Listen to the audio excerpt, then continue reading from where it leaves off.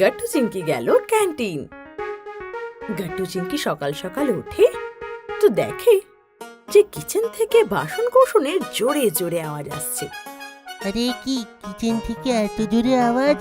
মা কি রেগে গেছে নাকি? তাই তো গাট্টু, আমি তো কোনো বদমাশিও করিনি যে মা রেগে মেগে এভাবে কাজ করবে। চ গিয়ে দেখি তাহলে। যেই ওরা কিচেনে যায় তো দেখে যে কিচেনে মা নেই, তার বদলে বাবা কাজ করছে আর তাড়াহুড়োতে সব বাসন পড়ে যাচ্ছে। তখন গাট্টু চিংকিকে দেখে বাবা বলে, আরে বাচ্চারা, ভালো হলো তোমরা উঠে পড়েছো। তাড়াতাড়ি স্কুলের জন্য রেডি হও। আমার দেরি হচ্ছিল, তাই যেমন তেমন করে আমি খাবার বানিয়েছি।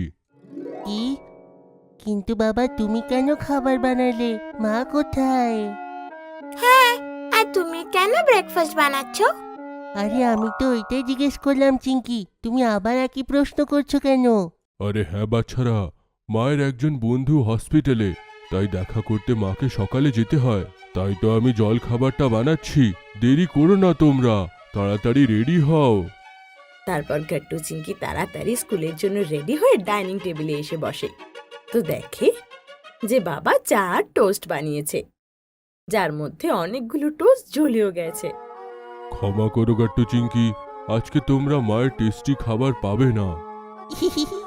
ঠিক আছে বাবা, জল খাবারের তো আমরা এখন কিছু করতে পারবো না, কিন্তু লাঞ্চেরটা কি?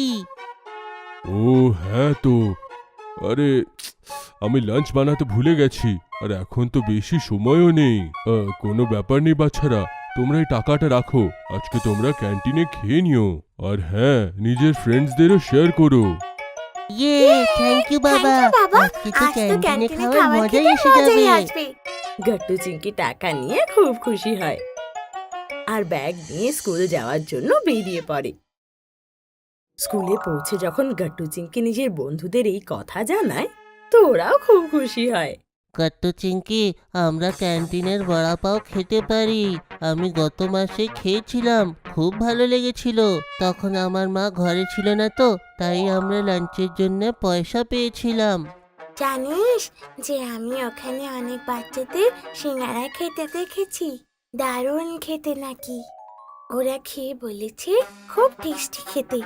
আমি তো লাঞ্চের অপেক্ষা করছি বন্ধুরা, কখন লাঞ্চ হবে আর কখন আমি টেস্টি খাবার খাবো। সব বন্ধুরা লাঞ্চের জন্য অপেক্ষা করতে লাগে। তখনই চিংকি খাতার পেছনে এক বার্গার বানায় আর গাট্টু আর বাকি বন্ধুদের দেখিয়ে বলে, এই শোন না, চল না আজকে ক্যান্টিনে গিয়ে ইয়াম্মি বার্গার খাই, যাতে অনেক ভেজিটেবলস আর চিজ হবে। চিংকির এই কথা শুনে সবাই আস্তে আস্তে হাসতে লাগে। তখন গাট্টু পেন্সিল নিয়ে বার্গারের সাথে একটা জুসও বানিয়ে দেয়। আর আমরা জুসও খেতে পারবো। বাড্ডি ফ্রেঞ্চ ফ্রাইজ ড্র করে বলে, হ্যাঁ, আর ফ্রেঞ্চ ফ্রাইজ কি করে ভুলে গেলে তোমরা? আরে আমরা ক্যান্টিনে যাব নাকি বার্গার শপে? গুড্ডির এই কথা শুনে সবাই হেসে ওঠে, কিন্তু ম্যাথস টিচার সবাইকে শান্ত করিয়ে দেয়। যেই লাঞ্চ ব্রেক হয় অমনি গাট্টু চিংকি গুড্ডি হরি বান্টি দৌড়ে ক্যান্টিনের দিকে যায়। ক্যান্টিনে বড় একটা মেনু কার্ড রাখা ছিল। এতে তো কতগুলো জিনিস লেখা আছে, chole bhature, burger, sandwich, Maggi, momo, আবার মিনি পিৎজাও আছে এখানে। গাট্টু, আমি বলছি সবাই মিলে সিঙ্গারা আর স্যান্ডউইচ খাবো। ওই দেখ, ওরা ওটাই নিয়েছে। কি দারুণ লাগছে না দেখতে? হ্যাঁ হ্যাঁ গাট্টু চিংকি, আমাদের পনির স্যান্ডউইচ আর সমোসা চাটনি নেওয়া উচিত। আমি শুনেছি ক্যান্টিনের সমোসা বেশ নাকি। ইয়ামি! শুনে কি মুখে জল চলে এলো। চ গাট্টু, আমরা আগে টিফিনের জন্য কাউন্টার থেকে গিয়ে লাইন লাগাই। চ। হ্যাঁ, তারপরে এই কুপনটা খাবারের কাউন্টারে দিতে হবে। ওইখান থেকে আমরা সিঙ্গারা আর স্যান্ডউইচ পাবো। দেখো না কত লম্বা লাইন বাচ্চাদের, তাড়াতাড়ি করো। গাট্টু আগে রিসিপ্ট কাউন্টারে যায় আর ওখানে থাকা ম্যামকে বলে, ম্যাম, আমাদের 5টা সমোসা আর 5টা স্যান্ডউইচের কুপন চাই। এই নিন টাকা। ও আচ্ছা, এই নাও কুপন, আর খাবারের কাউন্টারে সাবধানে যেও। ওখানে আগের থেকেই খুব ভিড় আছে, তোমার খাবার যেন পড়ে না যায়।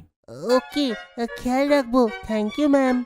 রিসিপ্ট পেতেই গট্টু চিংকি গুড্ডি হরি বান্টি তাড়াতাড়ি খাবারের কাউন্টারে যায় আর তাড়াতাড়ি নিজের নিজের সিঙ্গারা আর স্যান্ডউইচ নিয়ে নেয়। চ এবার আমরা ওই টেবিল চেয়ারটায় বসে খাই, এখানে অনেকগুলোই খালি আছে। হ্যাঁ হ্যাঁ চলো চল, চলো। চল। তারপর সব বন্ধুরা একসাথে বসে সিঙ্গারা আর স্যান্ডউইচ মজা করে খেতে লাগে। ওয়াও, এই পনির স্যান্ডউইচটা সত্যি কি দারুণ খেতে।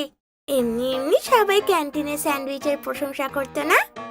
আরে চিঙ্কি, একবার এই সিঙ্গারাটা তুমি গ্রিন চাটনি দিয়ে খেয়ে তো দেখো, মজা এসে যাবে। সবকিছু কি ইয়ামি খেতে। তবে জানিস গট্টু আর চিঙ্কি, তোদেরকে মিলিয়ে আমি আর বান্টিরও খাবার শেষ করাতে হবে, ভুলিস না। হ্যাঁ, না হলে আমি মায়ের থেকে আবার টিফিন শেষ না করার জন্য বকা খাবো। হ্যাঁ হ্যাঁ গুড্ডি, একদম। আমরা তোদের তিনজনেরই টিফিন ছুটিতে শেষ করে দেব। ততক্ষণে আমাদের আবার খিদে পেয়ে যাবে। চিংকির এই কথা শুনে সবাই হেসে ওঠে। সবাই খুব মজা করে স্যান্ডউইচ আর সিঙ্গারা খায়। তারপর সেটাকে ক্যান্টিনের ডাস্টবিনে ফেলে দেয়। কিন্তু গট্টু চিংকি দেখে যে কিছু বাচ্চা র্যাপার্স ডাস্টবিনের বাইরে ফেলেছে। আরে এ কি, কিছু বাচ্চারা তো ওয়েস্টটাকে ডাস্টবিনের বাইরে ফেলে দিল। এটা তো খুবই খারাপ কথা। খাবার জায়গাতে এত নোংরা একদমই থাকা উচিত নয়। হ্যাঁ ঠিক বলেছিস। চ এটাকে আমরা মিলে সবাই পরিষ্কার করি। তারপর গট্টু চিংকি আর ফ্রেন্ডসরা মিলে আশেপাশে পড়ে থাকা সব নোংরা তুলে ডাস্টবিনে ফেলতে লাগে।